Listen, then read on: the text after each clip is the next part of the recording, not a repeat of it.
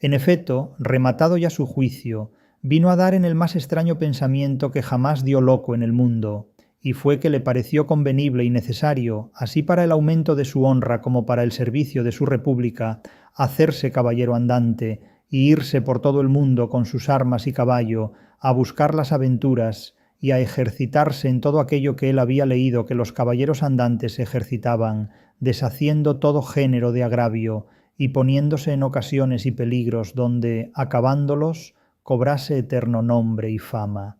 Imaginábase el pobre ya coronado por el valor de su brazo, por lo menos del imperio de Trapisonda, y así, con estos tan agradables pensamientos, llevado del extraño gusto que en ellos sentía, se dio priesa a poner en efecto lo que deseaba.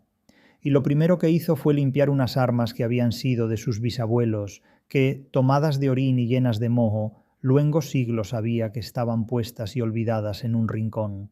Limpiólas y aderezólas lo mejor que pudo, pero vio que tenían una gran falta, y era que no tenían celada de encaje, sino morrión simple, mas a esto suplió su industria, porque de cartones hizo un modo de media celada, que, encajada con el morrión, hacían una apariencia de celada entera. Es verdad que para probar si era fuerte y podía estar al riesgo de una cuchillada, sacó su espada y le dio 2 golpes, y con el primero, y en un punto, deshizo lo que había hecho en una semana, y no dejó de parecerle mal la facilidad con que la había hecho pedazos, y por asegurarse de este peligro, la tornó a hacer de nuevo, poniéndole unas barras de hierro por de dentro, de tal manera que él quedó satisfecho de su fortaleza, y sin querer hacer nueva experiencia de ella, la diputó y tuvo por celada finísima de encaje.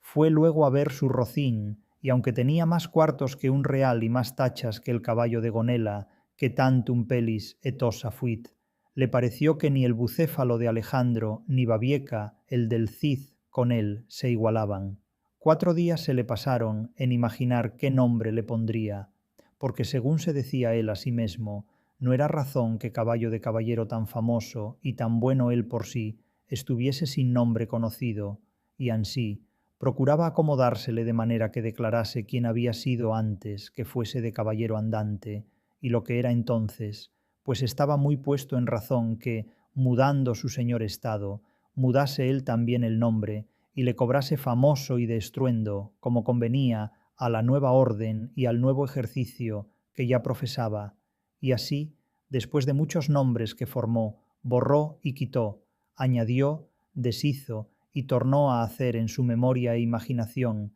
al fin le vino a llamar Rocinante, nombre, a su parecer, alto, sonoro y significativo de lo que había sido cuando fue Rocín antes de lo que ahora era, que era antes y primero de todos los rocines del mundo. Puesto nombre y tan a su gusto, a su caballo, quiso ponérsele a sí mismo, y en este pensamiento duró otros 8 días, y al cabo se vino a llamar Don Quijote, de donde, como queda dicho, tomaron ocasión los autores de esta tan verdadera historia que sin duda se debía de llamar Quijada y no Quesada, como otros quisieron decir.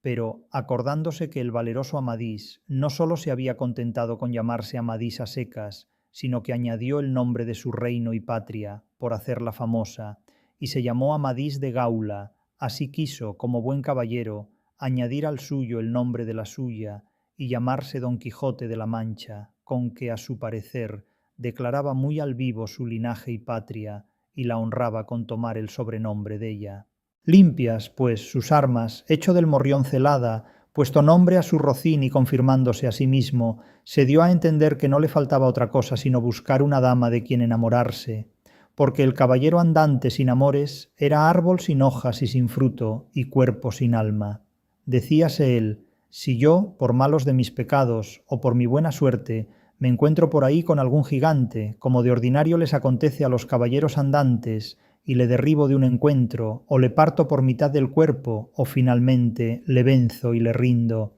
no será bien tener a quien enviarle presentado, y que entre y se hinque de rodillas ante mi dulce señora, y diga con voz humilde y rendida, yo, señora, soy el gigante Caraculiambro, señor de la ínsula Malindrania, a quien venció en singular batalla el jamás como se debe, alabado caballero Don Quijote de la Mancha, el cual me mandó que me presentase ante vuestra merced, para que la vuestra grandeza disponga de mí a su talante.